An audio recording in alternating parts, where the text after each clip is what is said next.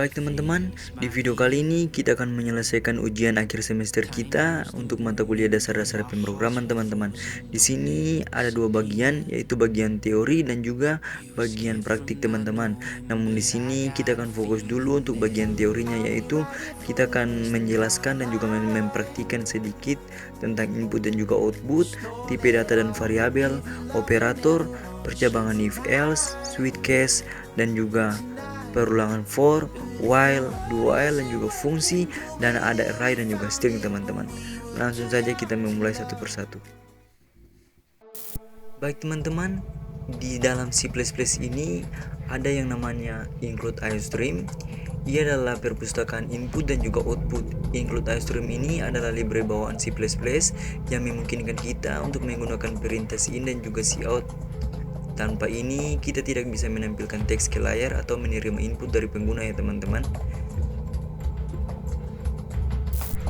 Dan juga si in dan si out ini adalah perintah utama untuk berinteraksi dengan pengguna melalui input untuk memasukkan data dan output ini untuk menampilkan data di layar teman-teman.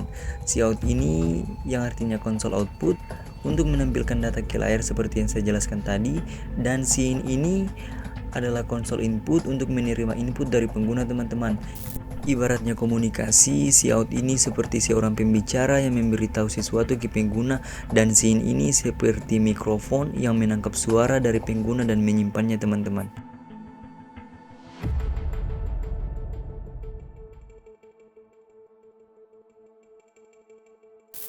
Sekarang kita akan membahas tipe data dan juga variabel dalam C++. Nah teman-teman, kalau kita mau bikin program pasti butuh penyimpanan data nih. Nah di C++ ini kita bisa pakai tipe data untuk menyimpan berbagai jenis informasi seperti angka, teks, atau kondisi false maupun true. Jadi di sini yang pertama ada int untuk menyimpan angka bulat.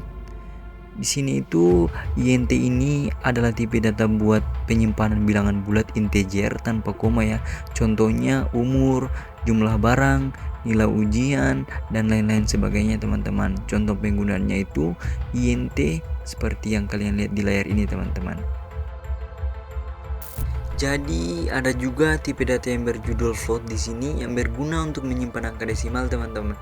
Jadi float ini digunakan untuk bilangan pecahan desimal seperti suhu, berat badan, atau nilai matematika. Dibanding int, float ini lebih fleksibel karena bisa menyimpan angka dengan koma ya. Untuk contoh penggunaannya teman-teman bisa lihat di layar ini. Pokoknya kalau butuh angka desimal dengan presisi lebih tinggi, gunakan saja double ya. Untuk selanjutnya ada tipe data char untuk menyimpan satu karakter. Jadi yang intinya char ini digunakan untuk menyimpan satu karakter saja teman-teman, dan ditulis itu di dalam tanda kutip tunggal seperti teman-teman kalian lihat di layar ini. Dan itu kutip tunggal ya, bukan kutip ganda teman-teman. Kalian boleh lihat langsung saja tampilannya di layar ini.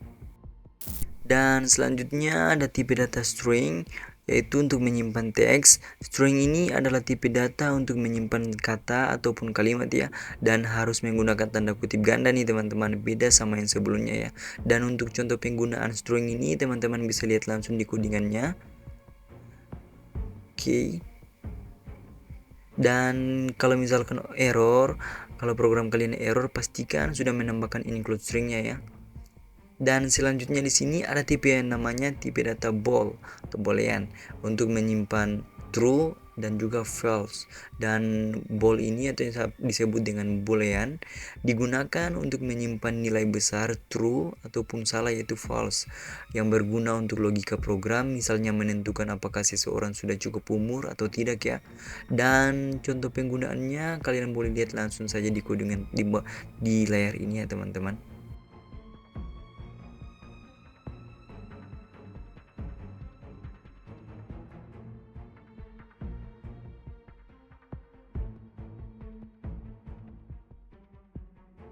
Nah teman-teman, sekarang kita telah berada di operator nih yang wajib teman-teman pahami guys. Jadi di C++ ini ada yang namanya operator, yaitu simbol-simbol khusus yang digunakan untuk melakukan operasi di dalam program teman-teman. Bayangin aja operator itu kayak alat bantu matematika dan logika dalam kode nih. Nah operator ini ada macam-macam jenisnya. Tapi yang bakal kita bahas sekarang adalah operator perbandingan dan juga operator logika, teman-teman. Jadi kenapa dua ini penting? Karena kita sering banget butuh membandingkan nilai ataupun menghubungkan kondisi dalam program ya, teman-teman.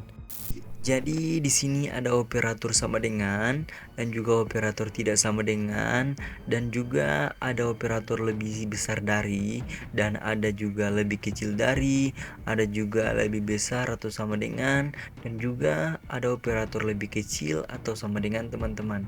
Contohnya teman-teman boleh lihat langsung di layar ini.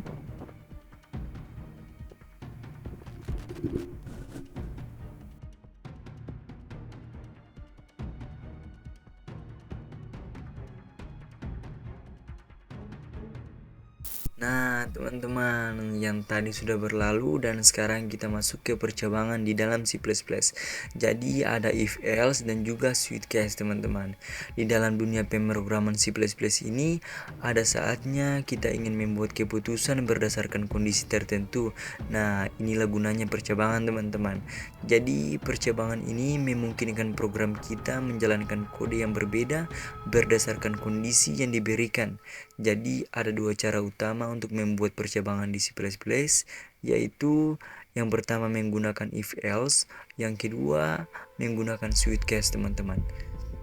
Dan kapan pakai if else dan switch case? Jadi if else ini dipakai kalau kondisi yang dicek lebih fleksibel dan bisa mencangkup banyak kondisi yang berbeda. Biasanya dipakai kalau kita ingin membandingkan angka dengan rentang tertentu atau kondisi yang lebih kompleks, teman-teman. Sedangkan switch case ini dipakai kalau kita punya nilai tetap yang ingin diperiksa, misalnya nilai angka tertentu ataupun karakter ya. Lebih cocok digunakan kalau ada banyak kondisi tetap dibanding menggunakan if else yang panjang.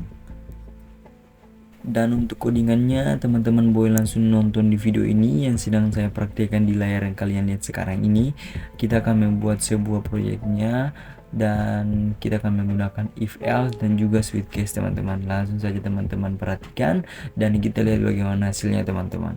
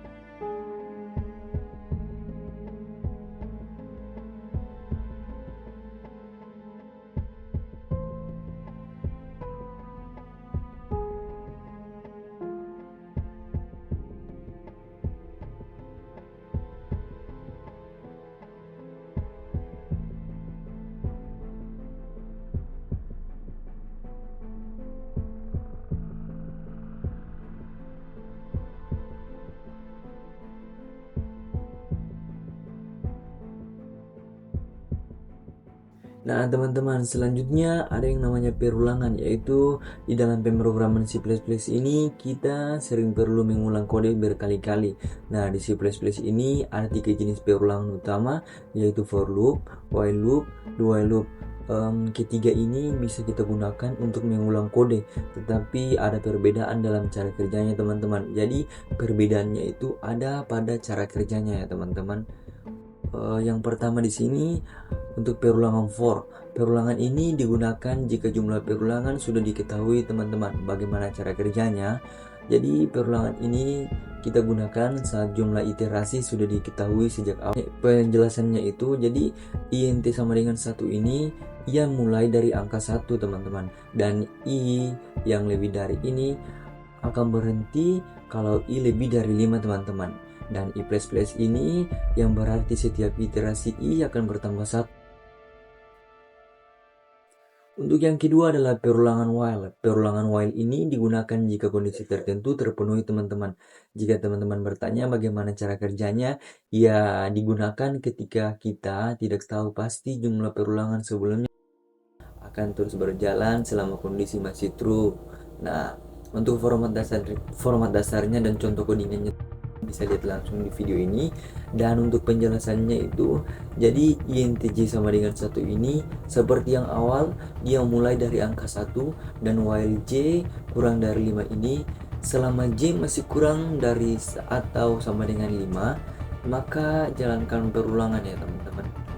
Terus J++ ini setiap baris akan tambah 1.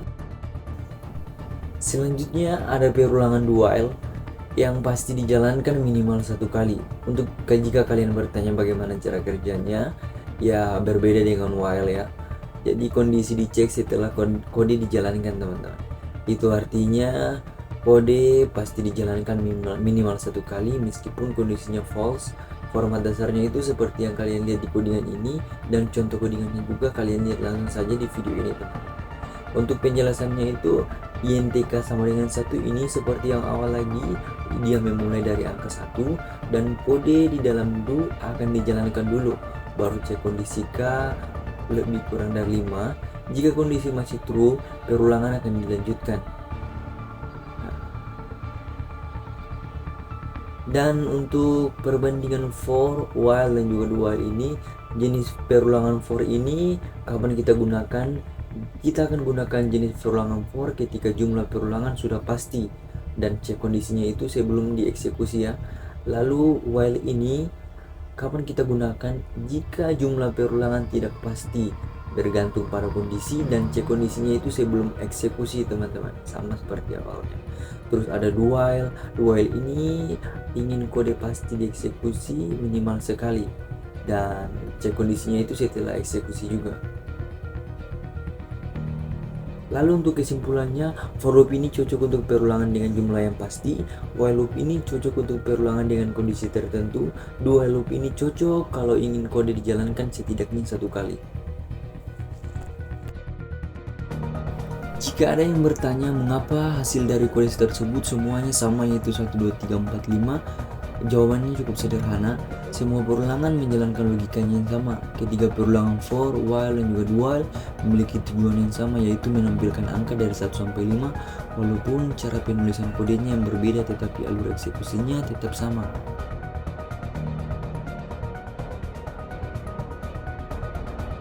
Selanjutnya ada fungsi. Jadi fungsi ini kita gunakan untuk mengembalikan hasil perhitungan. Kita pakai return value, jadi setelah fungsi selesai dijalankan, dia bisa memberikan nilai balik yang bisa kita simpan atau gunakan di tempat lain di dalam programnya teman-teman. Kenapa perlu return value?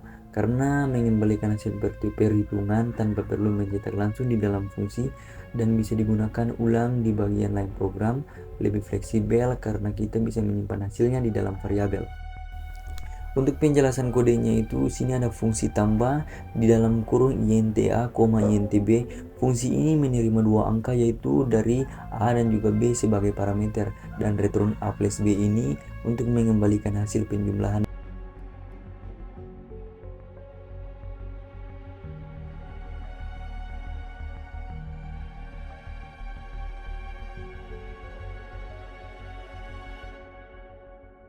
Dan si outnya itu hasil penjumlahan di variabel hasil handle untuk menampilkan hasilnya ke layar.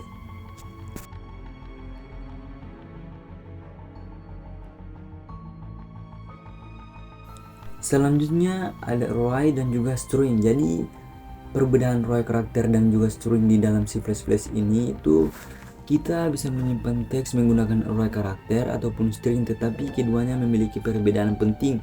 Array karakter ini adalah sekumpulan karakter yang masih perlu diproses secara manual. Misalnya dalam array karakter ini kita harus memastikan ada karakter dalam petik /0 di akhir sebagai tanda akhir teks. Sedangkan string adalah tipe data yang lebih fleksibel dan bisa langsung digunakan tanpa perlu aturan tambahan seperti itu ya. Jadi program sederhana yang seperti saya contohkan ini mencari angka terbesar di dalam array. Salah satu kegunaan array adalah menyimpan sekumpulan data yang bisa kita olah lebih lanjut. Misalnya kita bisa mencari angka terbesar dalam sekumpulan angka yang dimasukkan oleh pengguna.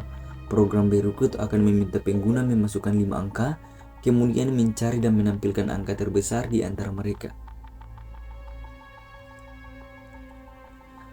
Untuk penjelasan program ini, Program ini dimulai dengan mendeklarasi sebuah variabel array bernama R yang dapat menyimpan 5 angka. Selanjutnya program meminta pengguna untuk memasukkan 5 angka satu persatu menggunakan perulangan for. Setiap angka yang dimasukkan akan disimpan ke array. Setelah semua angka dimasukkan, program akan mencari angka terbesar dengan cara membandingkan setiap elemen dalam array. Pada awalnya, program mengasumsi bahwa angka pertama dalam array R sama dengan 0 adalah angka terbesar. Kemudian program membandingkan angka ini dengan angka-angka lainnya satu persatu menggunakan perulangan for. Jika ditemukan angka yang lebih besar, maka nilai variabel terbesar akan diperbarui. Pada akhirnya, setelah semua perbandingan selesai, program akan menampilkan angka terbesar ke dalam layar.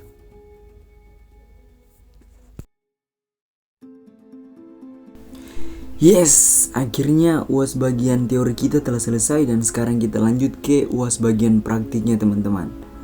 Dan di bagian praktiknya ini kita disuruh membuat program C++ seperti nomor 1 program konversi nilai mahasiswa, dan juga 2 program mencari bilangan prima, dan juga 3 program manipulasi string dan juga array. Langsung saja kita praktikan teman-teman, let's go. Oke kawanku, sekarang kita akan membuat program konversi nilai mahasiswa, dan di sini ada char konversi nilai di dalam kurung int nilai. Ini adalah fungsi yang menerima nilai angka 0 sampai 100 di dalam proyek yang kita buat ini dan mengembalikan nilai huruf A, B, C, D ataupun E yang nanti kita buat di sini. Dan di sini ada if nilai 0 kurang dari, dan di sini artinya jika nilai kurang dari 0 atau lebih dari 100, maka program akan mengembalikan nilai X yang artinya nilai tidak valid teman-teman. Dan di sini ada else else yang dimana program akan ngecek nilai yang diberikan oleh pengguna. Contohnya ada nilai rentang 80 ke 100 ini akan mencetak angka A teman-teman, dan untuk nilai 70 ke 79 akan mencetak nilai B, dan nilai rentang 60 ke 69 akan mencetak nilai C, dan juga nilai 50 ke 59 ini akan mencetak angka D teman-teman. Dan seterusnya ada juga di sini di bawahnya, bentar kita klik dulu ini sampai selesai. Nah, di bawahnya itu ada nilai dari 0 ke 49 akan mendapatkan nilai E teman-teman. Oke. Selanjutnya di sini ada fungsi main. Itu adalah fungsi utama untuk kita mengeksekusi program ini, dan kita akan deklarasikan variabel nilai. Oke.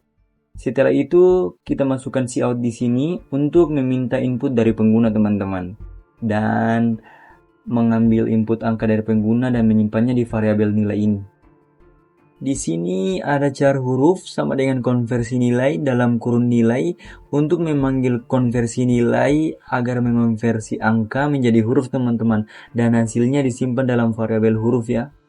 Dan if huruf sama dengan X ini yang coutnya nilai tidak valid itu, jika konversi adalah X maka program akan menampilkan nilai tidak valid teman-teman.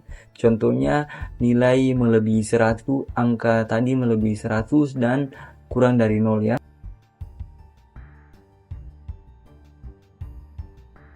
Oke teman-teman, jadi codingan konversi nilai mahasiswa ini seperti yang kalian lihat sekarang di tampilan layar ini ya. Sekarang kita simpan dulu agar kita dapat compile and run atau kita jalankan. Langsung saja kita jalankan.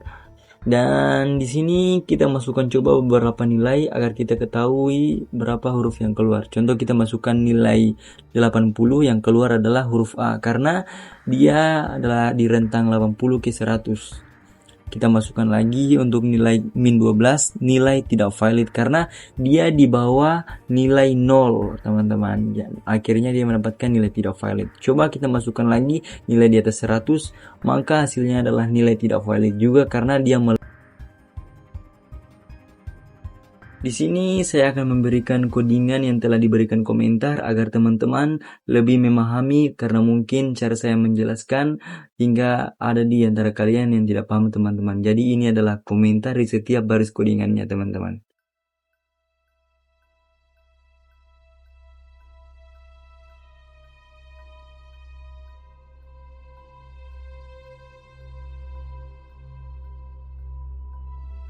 Oke, sekarang kita ke tahap selanjutnya dan di program selanjutnya. Let's go. Oke, sekarang kita akan mencari bilangan prima memakai program yang akan kita buat sekarang ini, guys. Jika kalian bertanya, include command ini buat apa? Ini dipakai karena kita butuh sqrt untuk menghitung akar kuadrat ya. Dan di sini ada bool cek prima dalam kurung intn. Ini adalah fungsi untuk mengecek apakah angka n adalah bilangan prima, dan return type bool ini berarti fungsi ini akan mengembalikan true benar kalau n adalah bilangan prima dan false salah kalau bukan. Jadi di sini ada if yang artinya itu jika angka kurang dari 2 itu sudah pasti bukan bilangan prima, dan langsung return yaitu jawabannya adalah false karena dia bukan bilangan prima ya teman-teman. Terus di bawah ini ada if n sama dengan 2, artinya adalah 2 dan 3 ini adalah bilangan prima paling kecil, jadi langsung returnnya itu adalah true. Artinya yang paling intinya 2 dan 3 itu adalah bilangan prima teman-teman. Terus di sini ada n dibagi 2 sama dengan 0. Langsung saja saya artikan kalau angka bisa dibagi 2 atau 3 selain 2 dan 3 itu sendiri berarti bukan bilangan prima. Jadi intinya juga itu kalau habis dibagi 2 maupun 3 berarti ia sudah bukan bilangan prima teman-teman. Sekarang kita akan cek optimasi menggunakan for di sini. Oke, selanjutnya ada yang namanya int main. Di sini kita buat lagi di bawah ini int main dan kita mendeklarasikan variabel angka. Lalu kita meminta input dari pengguna yaitu cout untuk memasukkan angka, dan sin angka ini untuk menyimpan angka yang diketik pengguna ke variabel angka teman-teman. Lalu akan mengecek yaitu cek prima angka adalah bilangan ini, bilangan prima atau bukan bilangan prima seperti kalian lihat di codingan ini. Kalau hasilnya true maka adalah bilangan prima, dan kalau hasilnya false maka bukan bilangan prima teman-teman. Contohnya langsung saja kita lihat di codingan ini.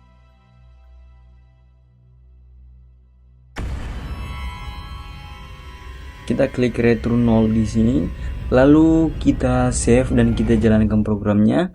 Kita save dulu di sini dan kita compile and run untuk menjalankannya. Contoh kita masukkan angka di sini. Kita masukkan dulu angka 7, maka yang muncul adalah bilangan prima. Angka 7 ini adalah bilangan prima, dan kita akan coba lagi. Contohnya kita klik 1, ini bukan bilangan prima. Oke. Dan selanjutnya lagi coba kita mencoba lagi untuk angka lain. Contohnya di sini 12, maka akan muncul lagi bahwa dia bukan bilangan prima. Contoh kita masukkan lagi 17, maka yang muncul adalah bilangan prima. Oke teman-teman, jadi ini adalah codingan dari saya untuk mencari bilangan prima menggunakan program ya. Di sini saya akan memberikan komentar di tiap baris program ini agar ada di teman-teman, mungkin ada di teman-teman sekalian yang kurang paham dengan cara penjelasan saya, dan ini adalah komentar untuk menjelaskan tentang kode-kode yang saya berikan teman-teman.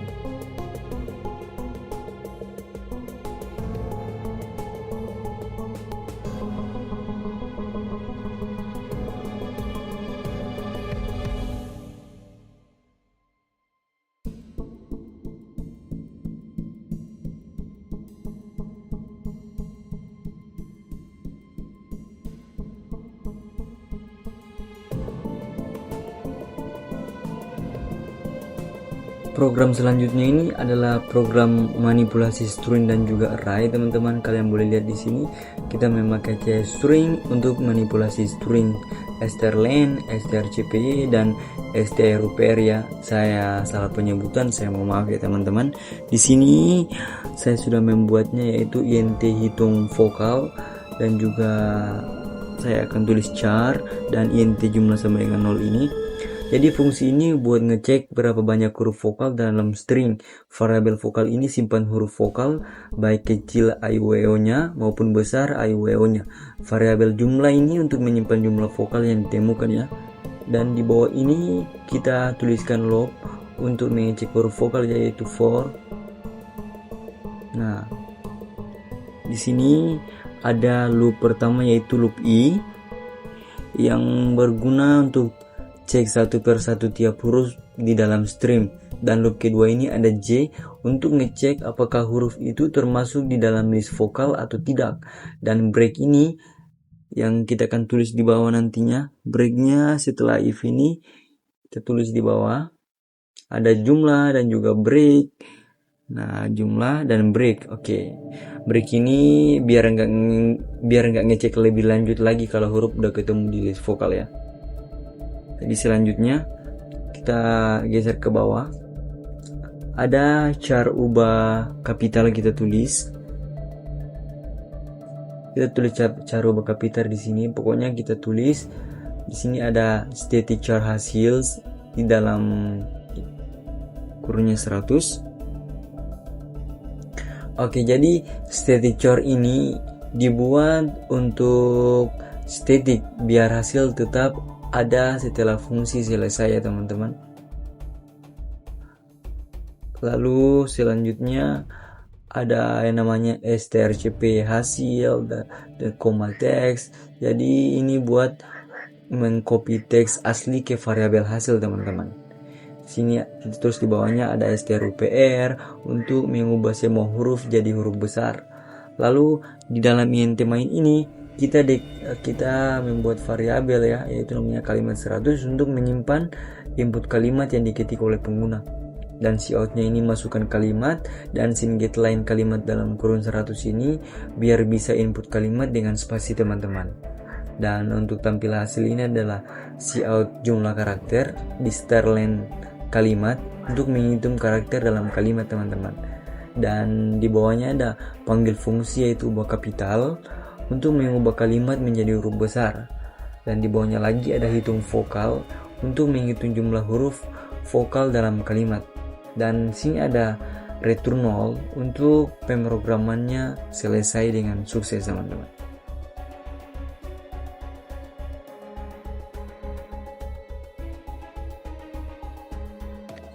Oke, langsung saja kita save filenya agar kita dapat menjalankannya, namun kita rapikan dulu di sini perlahan-lahan. Setelah itu kita save dan kita compile and run teman-teman setelah kita save ya. Nah, kita jalankan. Coba kita masukkan kalimat di sini Jakarta apa ya? Ntar kita lihat codingannya dulu. Kita masukkan kalimat Jakarta sangat indah. Nah, seperti ini maka akan muncul nih jumlah kalimatnya itu 20 untuk kalimat dalam huruf kapital seperti ini yang kalian lihat di layar, dan jumlah huruf vokalnya itu ada 7 teman-teman.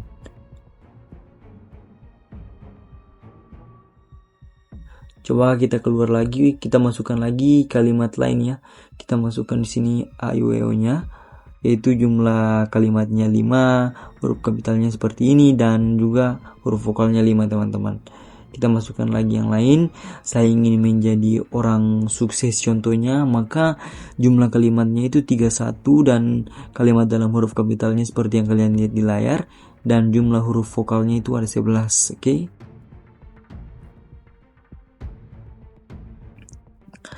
Oke, mungkin hanya ini yang dapat saya sampaikan teman-teman, tapi saya ingin memperlihatkan dulu codingan ini dengan komentarnya ya, karena mungkin penjelasan saya kurang jelas karena saya juga sebagai pemula ini untuk menyelesaikan tugas UAS dasar-dasar pemrograman ya teman-teman. Lalu coba saya berikan komentar di setiap codingannya, semoga kalian dapat paham teman-teman. Jadi ini adalah codingannya memakai komentar.